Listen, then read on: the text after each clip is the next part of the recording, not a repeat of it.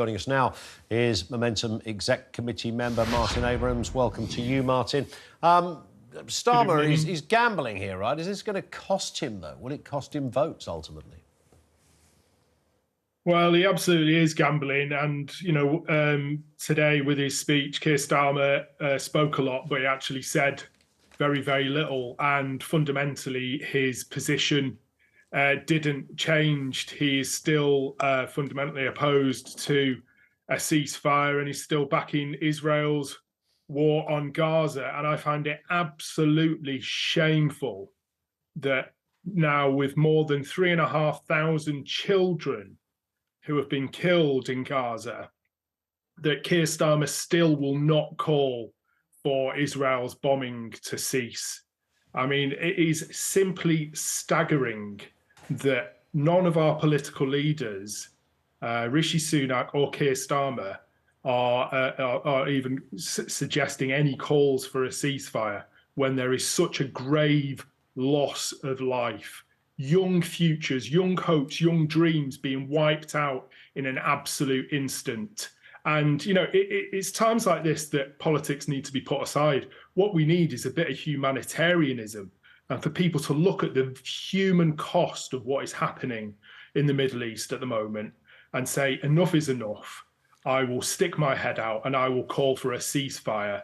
And then we can move towards diplomacy and a negotiated settlement and look for ways to achieve peace in that region.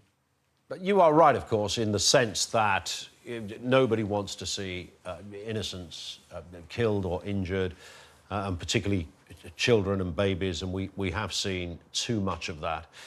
The kind of almost irredeemable counter to that, however, is, well, this is calling for a ceasefire on paper may sound like a very noble and moral thing to do, but a ceasefire against a terrorist organisation, when you put it like that, it's a whole different ballgame. We would have called for a ceasefire against ISIS or anybody similar to that, but that's what is being expected of Israel here. Well, how many dead civilians is an acceptable cost in this war? That's what no one is asking our political leaders. I mean, are we expected to just sit idly by as we watch 10,000 children, 20,000, 30,000?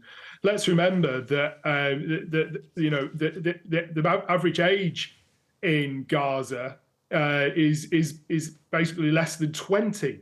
And that's because of the low life expectancy there, because of the horrendous conditions that people are expected to live in what is essentially an open-air prison / concentration camp. And it really does beg a belief that people aren't looking at the humanitarian cost in all this. Just the point on...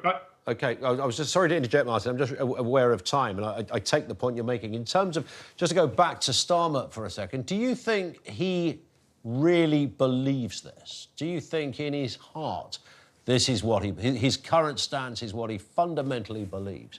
Or is this Starmer playing the international statesman and echoing the lines of most Western leaders? What do you think it is? No, I don't think he's playing the international statesman at all. He's just falling behind, the position of Rishi Sunak, and he's falling behind the position of the United States of America. But that's what I'm saying. If this was 10 years ago, would Starmer have been saying this? Would Starmer have called for a ceasefire a decade ago? Well, he's meant to be a human rights barrister. So, where are the human rights in what is happening in Gaza at the moment? And he's completely out of step with the public mood as well, Ian.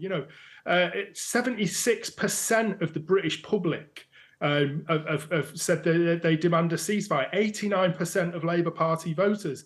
60 Labour MPs have called for a ceasefire. You've mentioned already Anas Sarwar, Sadiq Khan, Andy Burnham. He's completely out of step with the British public. He's becoming completely out of step within his own party. He's lost all semblance of authority within the Labour Party, and he's desperately trying to cling on to this for some reason. And it does not make any sense. We need a political leader in this country to be a humanitarian and say we need to see an end to the bloodshed and we need to see a negotiated settlement using every single diplomatic lever we can possibly use to stop the suffering in both Israel and Palestine, and to look for a negotiated settlement and a long-term lasting peace. One of the things that the political leader should be calling for, not one of the more things, bloodshed. OK, one of the things, Martin, just a final point, that Starmer said in that speech, that, you know, calling for a ceasefire